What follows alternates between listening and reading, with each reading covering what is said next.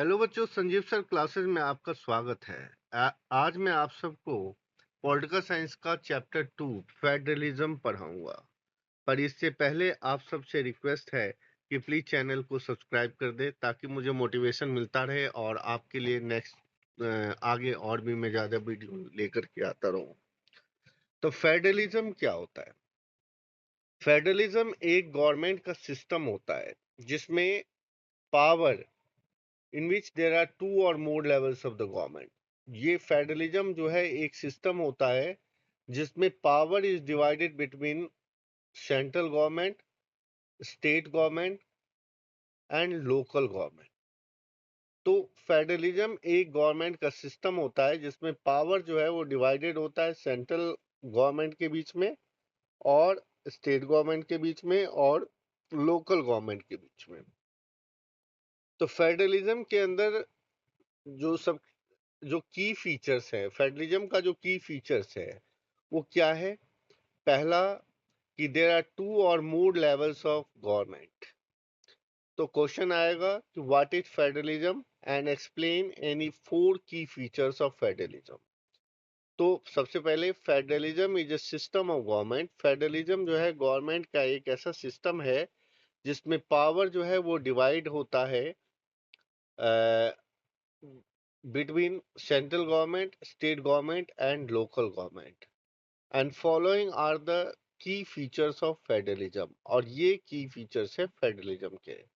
तो point number 1, there are two or more levels of the government। federalism का जो पहला important feature है वो ये है कि there are two or more levels of the government। मतलब कम से कम दो या दो से अधिक levels of government होता है। levels of government का मतलब क्या है? यहाँ पे है लेवल्स ऑफ गवर्नमेंट का मतलब है कि central government that is for entire country, state government that is for state level and local government that is for local level. The different tiers of the government govern the same citizen. Second point, different tiers of the government, जो अलग अलग tyres होते हैं government के वो govern करते हैं same citizen, but each tier has its own jurisdiction. लेकिन हर एक टायर का खुद का जुरिडिक्शन होता है। जुरिडिक्शन का मतलब क्या होता है? Area over which someone has authority. वो एरिया जिस पे किसी व्यक्ति का क्या होता है? अथॉरिटी होता है।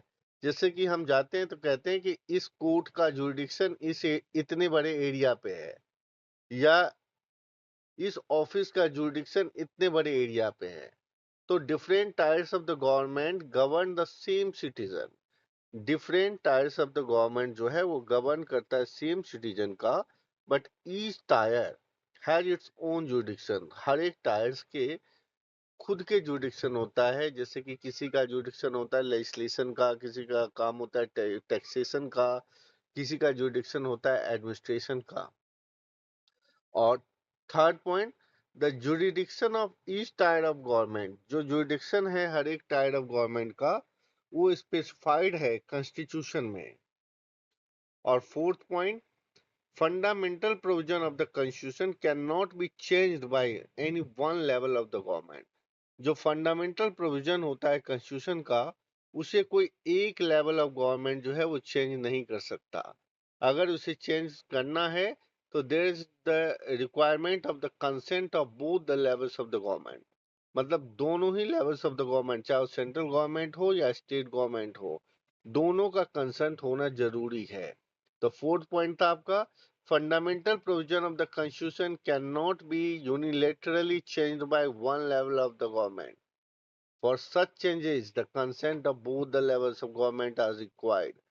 ऐसे चेंजेस के लिए consent of both the levels of the government are required. जो फंडामेंटल प्रोविजन होता है कॉन्स्टिट्यूशन का, कोई एक गवर्नमेंट चाहे वो कोई भी एक लेवल ऑफ द गवर्नमेंट जो है वो चेंज नहीं कर सकता। उसके लिए दोनों लेवल्स ऑफ द गवर्नमेंट का कंसेंट जरूरी है। फिफ्थ पॉइंट, कोर्ट के पास में पावर है कि वो इंटरप्रेट कर सकता है कॉन्स्टिट्यूशन को। कोर्ट जो है इंटरप्रेट कर सकता है कॉन्स्टिट्यूशन को। द हाईएस्ट कोर्ट का मतलब यहाँ पे सुप्रीम कोर्ट से है। The highest court act as an umpire. Highest court जो है वो एम्पायर के रूप में काम कर सकता है।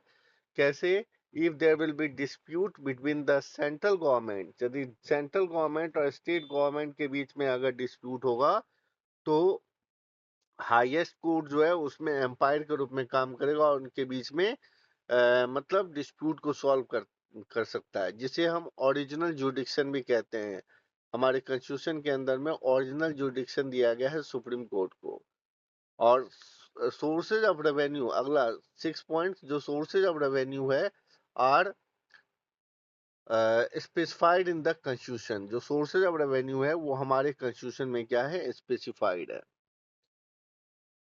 तो नेक्स्ट क्वेश्चन ये 4 नंबर का आ सकता है।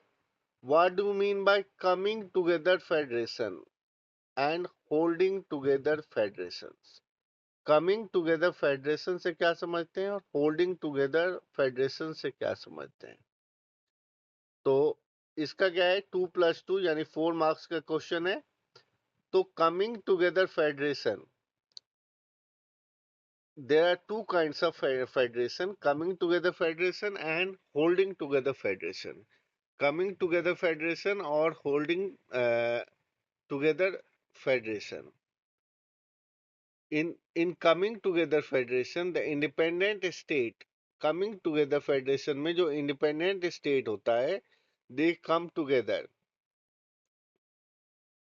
ठीक है, they come together and form the bigger unit. वो साथ में आते हैं और बिगर यूनिट फॉर्म करते हैं, that is called coming together federation.